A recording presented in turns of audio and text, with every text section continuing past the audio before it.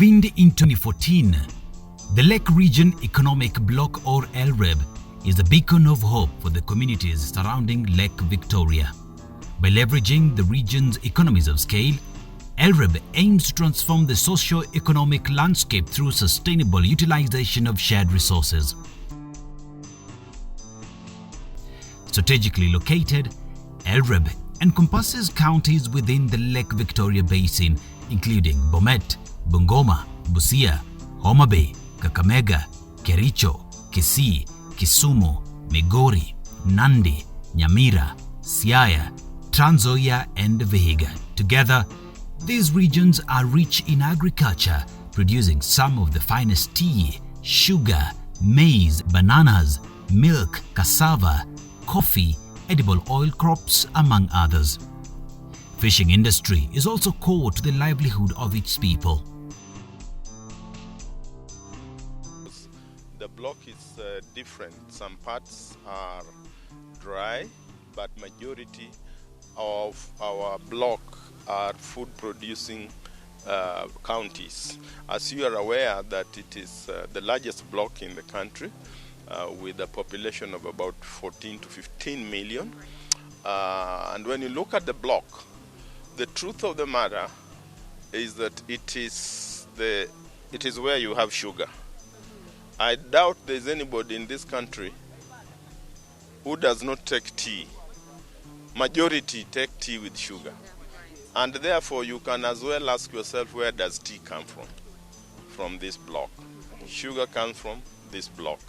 Milk, apart from Central Province, milk comes from this block. Bomet is the highest producer of milk. So we are saying that we have huge potential in the block. We can actually not just feed the Republic of Kenya, but we can actually feed the entire East African region. Yet, despite these achievements, the agricultural sector faces significant threats from climate change. Altered weather patterns impact crop planting decisions and strain livestock farmers due to dwindling pastures. Massive flooding in counties bordering Lake Victoria has devastated crops and left families facing hunger. The fishing industry too has suffered, with fish farmers incurring substantial losses. Niko na cages 4 na zote zilikuwa na samaki. Hii samaki ilifaa kuwa harvested kuanzia next month hadi December. So you will realize that nimepoteza market because tulikuwa tuna target market ya December na November. There are effects of floods that we have experienced much more than before. Excessive temperatures much more than before. We also have prolonged droughts much more than before. We have floods that are unpredictable much more than before. So all these effects are in one way or another affecting the lives and livelihoods of our people. Because when we have excessive floods, crops are destroyed, lives are lost, infrastructure are actually destroyed, which means we have to put in place other measures and finance for construction of destroyed infrastructure beyond the issue of food being swept away or being destroyed or destruction of our biodiversity because of this effect of climate change. In response, this year, Lreb adopted the theme Food Security in the Face of Climate Change, Building Partnerships Towards Resilience Among Communities. The leadership recognizes the urgent need for robust interventions to ensure food security. At the moment, Kisii County has a policy on how to deal with the issues of food security in these times of climate change. In the policy that we have come up with, we are talking of the post-harvest handling of the foodstuffs from the farms, as well. If you talk of groundnuts, now we are talking about maize, because that's our stable food, especially in that region. If you check that region, all of it, in the Lreb region, is our common stable food is maize. as it were. Yeah. Lreb is partnering with various stakeholders to enhance food security amidst climate challenges. This includes adopting government-supported agricultural techniques, investing in research, and diversifying economic structures. We are convinced as Lreb of the negative impacts of climate change on food security and the need to stand together as Lreb member counties and join hands with the national government alongside other development partners in championing the bloc's economic development agenda. We have resolved to forge partnerships toward resilience among communities within the Lake region to address food security challenges in the face of climate change. We have agreed to strengthen the institutional framework for blue economy initiatives across the bloc through enhanced collaboration to avert the negative impacts of climate change on livelihoods around inland water bodies. In that regard, as counties, we have proposed that member counties align their integrated development plans with priorities of Lreb Climate Action Plan to address food security challenges and promote smart nutrition-sensitive agriculture by encouraging diversification of consumption practices. Governments, investors and consumers are demanding more sustainable practices in global food systems, and our agricultural systems have to respond. And just like you in the Lake region, Australia is feeling the effects of climate change and seeing impacts on our cities and towns, our agricultural industries, our infrastructure and our people. Our unique ecosystems and wildlife are increasingly vulnerable. The Australian government's also working to reduce emissions in agriculture and land use.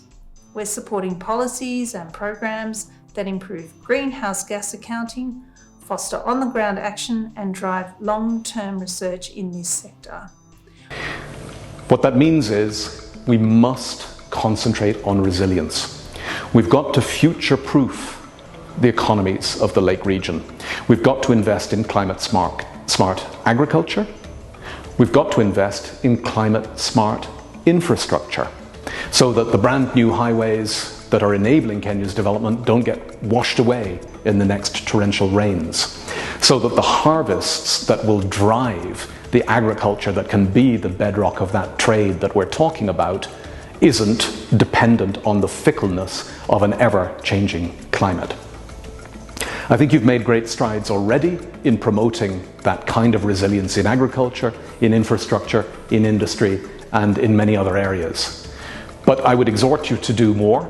We need the leadership of the counties, and we in the United Nations will be honoured to bring you our technical and financial assistance where and when we can. By harnessing heavy rains and backflows from Lake Victoria, Lreb aims to transform challenges into opportunities with investments in irrigation projects like the Lower Nzoia Irrigation Development Project to boost agricultural productivity. Managing post-harvest losses is critical. The theme that has brought us here, that we are able to mitigate against the climate change that is ravaging the entire region. When you talk about fish and water and the lake, this is the block that sits on the lake that is the largest lake in Africa.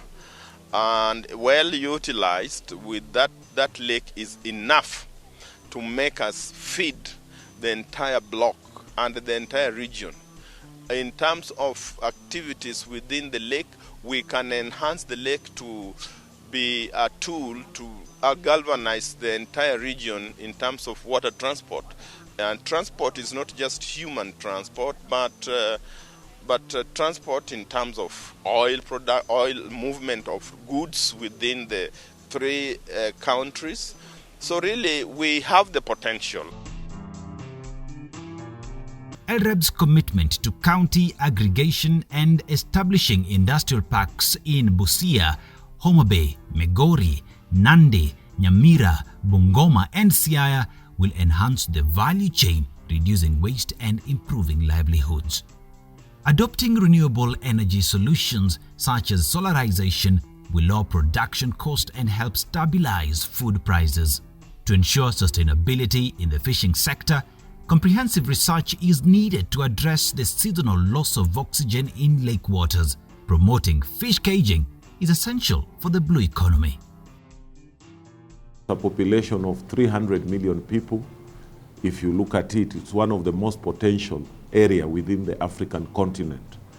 Secondly, we have got very good climatic condition, whereby it means in terms of food industry, we can be able to support that. Kenya is earmarked to be able to produce edible oil crops. We are ready to be producing cotton, and this is one of the most potential areas in terms of production of those kind of products. As you are aware, Kenya spends a lot of money in importing some of this. So within the Lake Region Economic Bloc and Busia in particular, we can be able to mitigate on those areas. So those are investment opportunities, especially the export processing zone, which we are putting up in Nasewa, the industrial park also, which we are putting up in Nasewa. The recent signing of the sugar bill by President William Ruto marks a significant step towards sustainable utilization of resources. Through the Lake Victoria Blue Economy Multi-Agency Action Plan, Lreb collaborates with county governments, national agencies and development partners for coordinated and sustainable resource management. Collaboration with Kenya Maritime Authority (KMA) and with support from the British High Commission's Foreign and Commonwealth Development Organization (FCDO) and Gatsby Africa, which has established the Lake Victoria Blue Economy Multi-Agency Action Plan (Lreb BMAP) in response to the sustainable utilization of the blue economy resources. The bloc is a celebrated milestone. I've got one of the most potential areas in the blue economy. Lake Victoria is just part of us here, and it's just a mile away from, again, Uganda, Tanzania, and so many other places. So there's quite a bit of, again, investment opportunities in the blue economy, which is one of the fastest growing sector in terms of potential to offer employment and even to also get good returns and contribute to food security. As Lreb's partners with like-minded institutions to build community resilience, a holistic approach is essential. By leveraging agriculture as a cornerstone for economic stability and nutritional value, Lreb aims to forge synergies and extend beyond Kenya. First, people must be made aware about climate change and its risks. Secondly, people might be made aware that the manner in which we have produced food traditionally may not be viable today. Thirdly, with increase in population, coupled with climate change, coupled with difficulty in producing food production as we did before, we must learn to produce food in a smaller space than we did before. Large gardens sometimes are not available to people today because of population growth. So unit production of food, for example, corn gardening, for example, household gardening, a small space but producing more food than before. Therefore, the intensive use of space, using fertilizers, safe fertilizers of course, making sure that you don't use too much water, requires a change of mind of our people. We are building resilience amongst our people. What we do so that we practice agriculture in a way that is friendly to the environment. We practice agriculture in a way that we don't destroy our biodiversity. What do we do so that we minimize on the effect of climate change? That is part of our preparation. We have a strategy of reaching out to the community, teaching them, and even encouraging them to use local innovations. We don't have to adopt what is being used by other countries. We learn from within ourselves, amongst ourselves, the traditional ways that we've been practicing for ages.